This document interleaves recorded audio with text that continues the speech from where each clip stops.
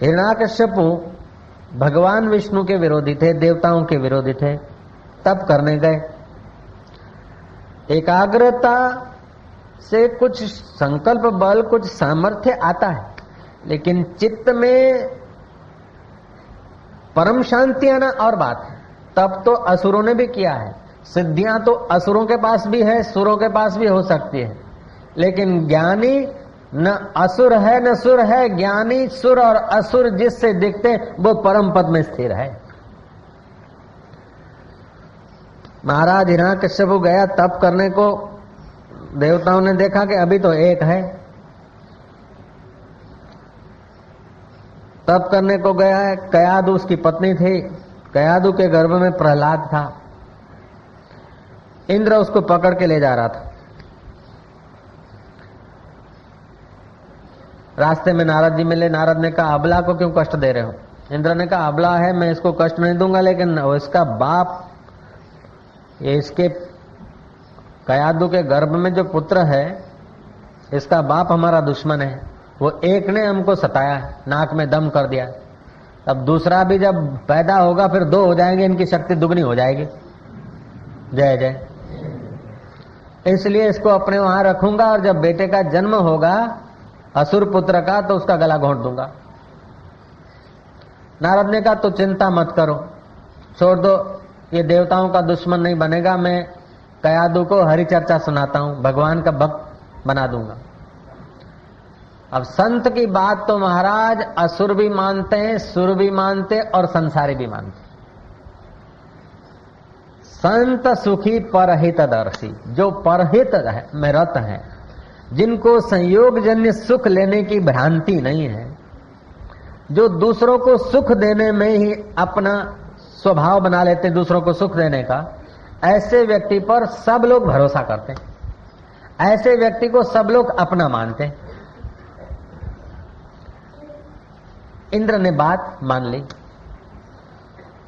कयादु को नारद जी अपने आश्रम में ले आए। एक झोपड़ी में रही, जैसे बेटी बाप के घर रहती है ऐसे कयादु नारद जी के आश्रम में रह रहे थे। नारद जी उसको भगवान की चर्चा सुनाते। कयादु तो भूल जाती थी, लेकिन नारद जिस संकल्प को लेकर बोलते थे कि मां के गर्भ में जो बालक है वो हरि भक्त बने, ऐसे भाव से बोलते थे। आपको अपना संयोगजन्य सुख लेने की अगर इच्छा नहीं तो आपके सामर्थ्य संकल्प में बड़ी सूक्ष्मता आती, बड़ा सामर्थ्य आता है। कयादु के गर्भ में प्रहलाद था, वो हरि चर्चा सुनते सुनते ही अंदर ही ज्ञानी होने लगा, हरिमय होने लगा। शुक्राचार्य का पुत्र शिक्षक था, उसके पास प्रहलाद को पढ़ने भेजा। और प्रहलाद के जब पहले एक पढ़ लूं, सब में एक है, इस बात को जरा पढ़ लूं, एक ही हरि है सार रूप, ये स्थूल सूक्ष्म ये सब कल्पना है, ये मेरा सब कल्पना है, तो ये कल्पना जिससे उठती है उस हरि को मैं भजूं। पहले सबका जो मूल है उसकी मुलाकात हो जाए, बस इतना काफी।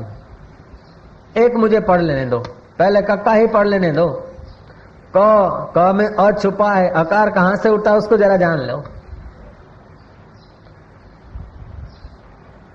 शुक्रपुत्र जो शिक्षक थे उन्होंने जाके पिता को कहा कि तुम्हारा बेटा तो बिगड़ा,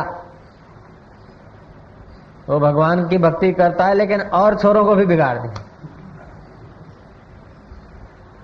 पिता ने कष्ट दिए, लेकिन प्रहलाद ने कोई फरियाद नहीं की। प्रहलाद समझता था कि स्थूल शरीर माता पिता का दिया है, सूक्ष्म शरीर वासनाओं का बना हुआ है, इन दोनों पर असर हो सकती, मुझ दृष्टा पर कुछ नहीं, और मेरा दृष्टा आत्मा ही हरि का स्वरूप है, सर्वत्र हरि है, तो मेरे को कौन है? ये अद्वैत निष्ठा, सर्वत्र हरि के दीदार करने की जो दृढ़ता थी,